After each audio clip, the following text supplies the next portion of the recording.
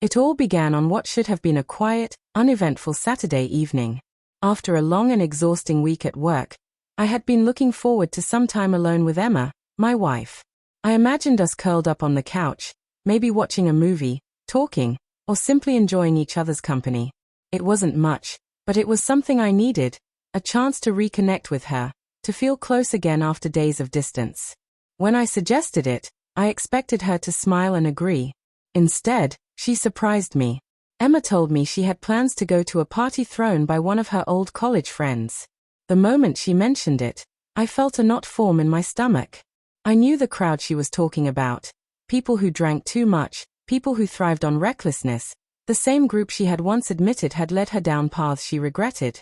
I had hoped she had left all that behind. I told her plainly, though gently, that I wasn't comfortable with it. "Please don't go," I said, my voice softer than I intended. "Stay with me tonight instead. Just us." I wasn't trying to control her. I only wanted her to understand how important it was to me. But she didn't hear me. Or maybe she didn't care to.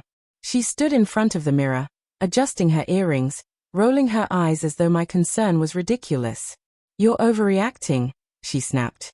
"I'm going. It's fine." The sharpness in her tone stung, but what cut even deeper was the indifference, the dismissal of my feelings as if they were too small to matter.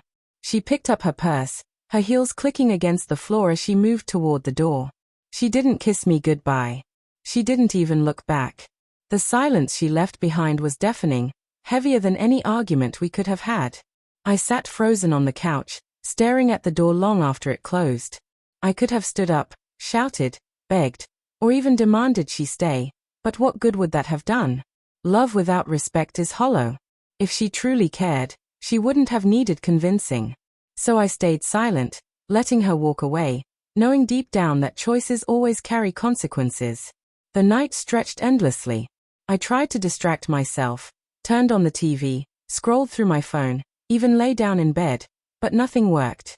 My thoughts circled back to her again and again. Why was this party so important to her? Why would she so easily brush aside my request, my feelings?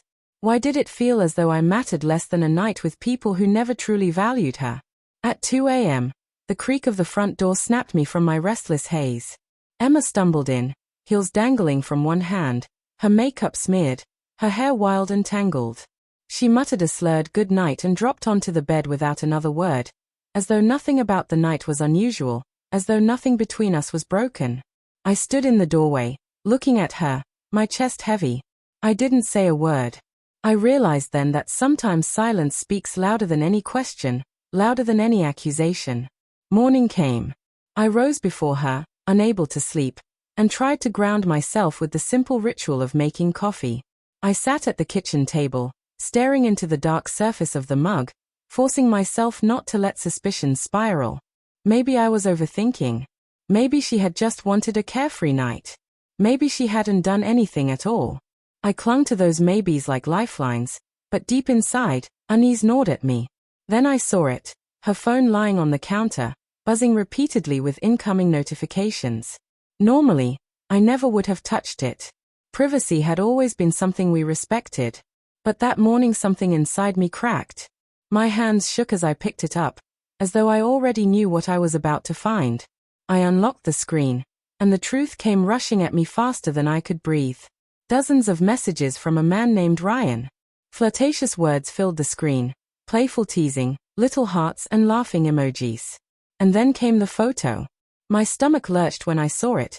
Emma at the party, her body pressed against his arm casually draped over her shoulders, both of them smiling as though they belonged together, as though I was nothing more than a shadow outside of their world. I scrolled further, each message a dagger. The timestamps told the story clearly. While I sat at home waiting, hoping she would come back to me, she was laughing, drinking, letting another man hold her in plain sight. The woman who had promised me love, loyalty, and honesty had chosen something else. I set the phone down carefully, almost reverently, as though dropping it might shatter what little remained of the illusion I had been living in. My chest pounded, my lungs ached for air. But strangely, rage didn't come. I expected fury, shouting, something explosive. Instead, There was only a crushing, unbearable weight pressing down on me. It wasn't fire that filled me, it was grief. A cold, heavy grief that settled deep inside, telling me with a certainty I couldn't escape. Things would never be the same again. It wasn't fury that washed over me when the truth surfaced.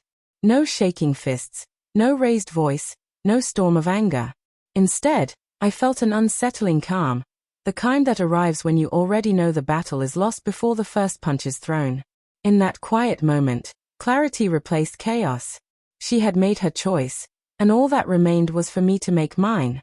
Emma stirred awake slowly, stretching the way she always did in the mornings, lazy, unhurried, wrapped in the illusion that the world was still the same. She didn't yet realize that something had already cracked between us, something that could never be pieced back together. Her soft expression, once familiar and comforting, froze when she saw me. I wasn't shouting or pacing the room. I was just standing there, holding her phone in my hand like a piece of evidence too heavy to ignore. "What's this?" I asked, my voice steady, almost too steady, as though it belonged to someone else. Inside, I was trembling, but on the surface, I sounded unshaken. Her eyes widened, a flash of panic streaking across her face like lightning in a summer storm. "It's not what it looks like," she stammered. "I swear, it's just a friend." But her voice betrayed her. Thin, shaky, full of cracks. She knew I had seen enough to understand. She knew she was cornered. And deep down, so did I. I didn't demand explanations. I didn't hurl accusations or beg for honesty she had already denied me. Instead, I set the phone gently on the table, turned away, and walked into the bedroom. The quiet hum of the zipper breaking through the silence as I pulled a suitcase from the closet said more than my words could have. Emma followed quickly, her voice rising with desperation as she realized what I was doing. "Please, don't do this," she pleaded, her words tumbling over each other. "It was harmless. Nothing happened, I swear." But her pleas rang hollow, insubstantial, like a rope made of mist offered to someone drowning. The night before, she had ignored my voice, ignored the boundaries I had asked her to respect. Now she wanted me to hear her out, to pretend it wasn't too late. But it was. My hands moved with a strange steadiness as I folded clothes and tucked them neatly away, a rhythm that kept me grounded while everything else unraveled. I wasn't rushing. I wasn't fumbling. Every motion was deliberate, as though I had already made peace with the path ahead. By the time I zipped the suitcase shut, Emma's panic had broken into full-blown tears. Mascara streaked down her cheeks, her body shaking as she reached out, her fingers grazing my arm. "Don't leave me," she begged, her voice ragged with grief. But I knew, even then, that those tears weren't for me. They weren't for the love she had compromised. They were for the life she thought was unshakable, the comfort, the stability, the certainty she had always assumed would be there. She cried for the safety net slipping away, not for the man standing in front of her. I pulled my arm gently from her grasp. I looked at her one last time, and my voice came out quiet, almost tender, but final. "You made your choice last night. Now I'm making mine." And then I walked away. Each step toward the door felt lighter than the last, as if I was shedding the weight of betrayal with every movement. It wasn't an escape, it was freedom. Freedom from lies disguised as love, from respect that had been carelessly discarded. Behind me, Emma collapsed onto the couch, her sobs echoing through the apartment, her voice desperate as she called my name again and again. But I didn't slam the door. I didn't grant her the satisfaction of a dramatic ending. I didn't even glance back. I just kept walking, the silence between us ringing louder than any shouting match ever could. Now, with distance and time between us, I don't feel regret gnawing at me. Only relief. Emma chose one fleeting thrill over something lasting. She decided one night of indulgence was worth more than the trust one had built, worth more than the vows we had spoken.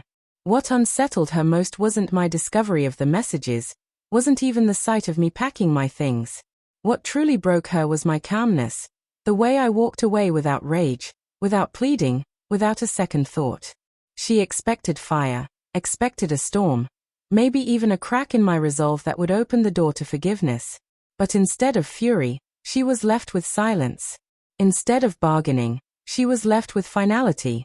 And instead of a husband who would bend beneath betrayal, she was left with a man who chose self-respect, dignity, and peace over the hollow remains of a love that no longer existed.